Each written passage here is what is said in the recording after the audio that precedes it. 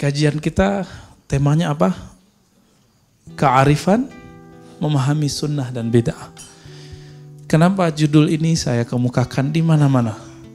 Karena banyak orang tidak arif memahami sunnah dan bid'ah. Sehingga kajian sunnah dan bid'ah tidak lagi membawa keberkahan, tapi membawa perpecahan.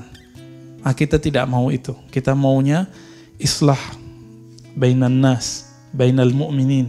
Kita mau islah. Islah itu bukan berarti sama. Islah itu saya memandang orang itu dengan husnuzan.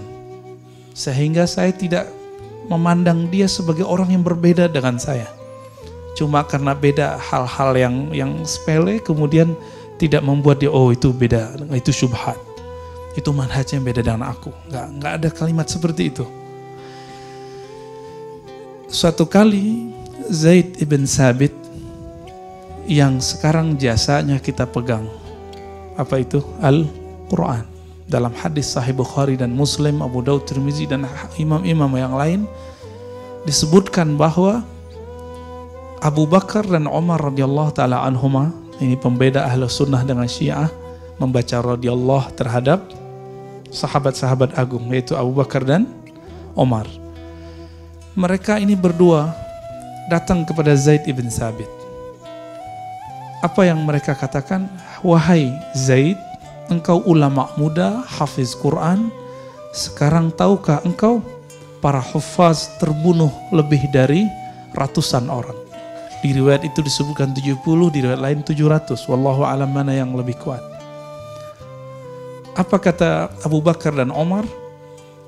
Seandainya engkau mengumpulkan Quran, tentulah elok, tentulah baik. Apa kata beliau? Hal taf'alani ma lam yaf'al bihi Rasulullah sallallahu alaihi wasallam. Wahai tuan-tuan yang agung, wahai Abu Bakar dan Umar, apakah engkau melakukan apa yang Rasulullah tidak lakukan? Berarti di situ ada dua konsep, dua definisi mengenai bid'ah.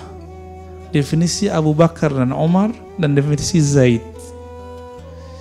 Abu Bakar dan Umar radhiyallahu taala anhuma ketika memahami suatu kebaikan, maka itu dianggap bagian dari sunnah meskipun Nabi tidak buat.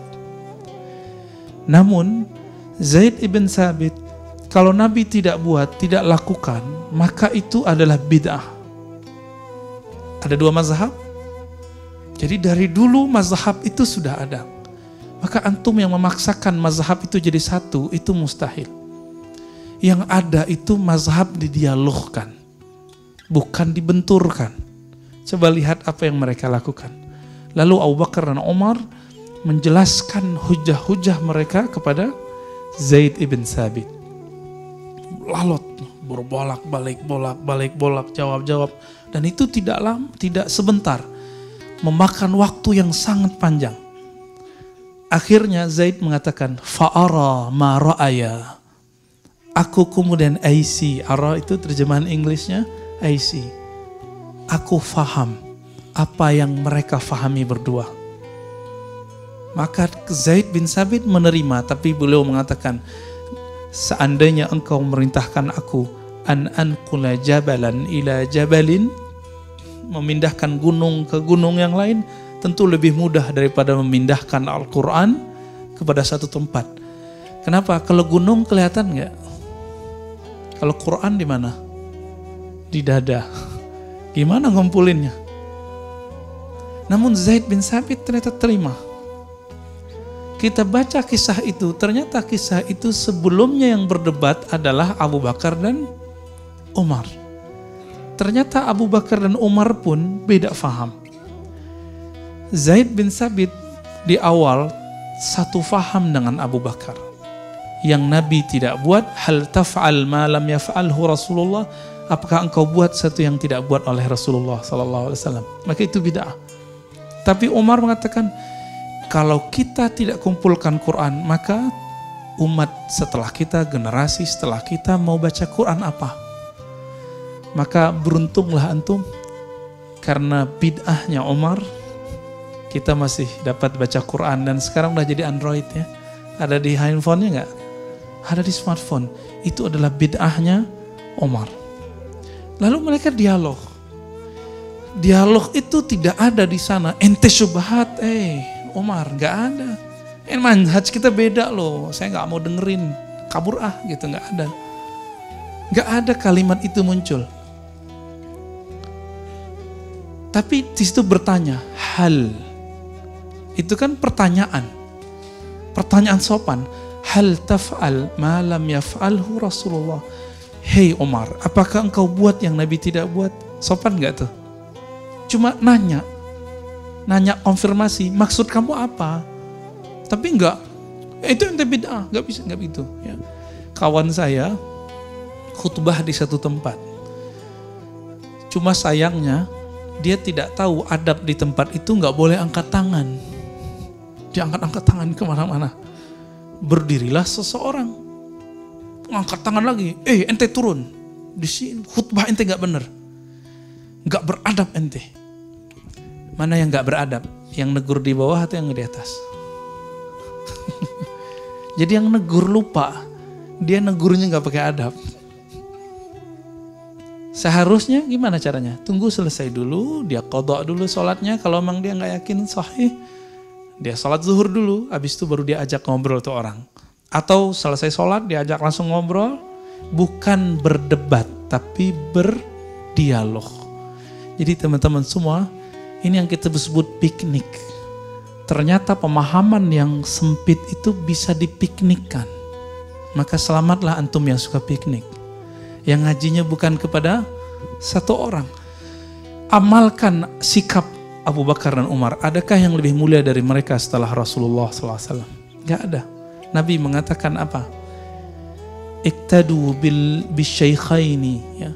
Hendaklah kamu iktidak, mengambil qudwah dengan dua syekh yang hidup min ba'di, setelah hidupku.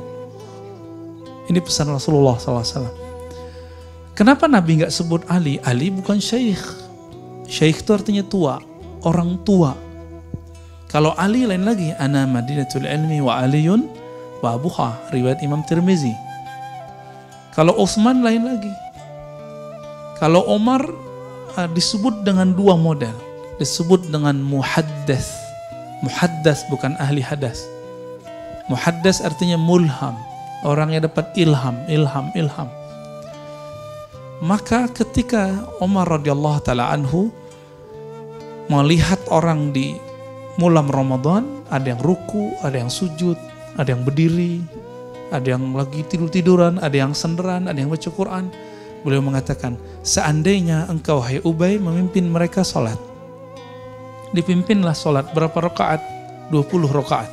Dan rakaat itu sampai sekarang masih bertahan di Madinatul Munawwarah dan Makkah Al-Mukarramah, ya. Al-Madinah Al-Munawwarah dan Makkah itu masih 20 rakaat. Cuma di sini pengurusnya kan sayang sama jamaah. Takutnya kalau lebih dari 11 kabur atau pingsan. Taib. Apa kata Umar? Ni'matil bid'atu hazihi. Ketika melihat orang-orang ruku rapi semua, sujud rapi semua, semuanya rapi. Apa kata beliau? Ni'matil bid'atu hazihi. Senikmat-nikmat bid'ah itu ini. Anaknya Abdullah bin Umar. Anaknya siapa? Umar. Beliau itu melazimkan, mengkontinyukan sholat duha. Nabi tidak pernah mendawamkan sholat duha. Lalu ditanya oleh seorang muridnya, apakah engkau buat yang Nabi tidak buat? Nah, kira-kira sama begitu. Apa jawaban beliau?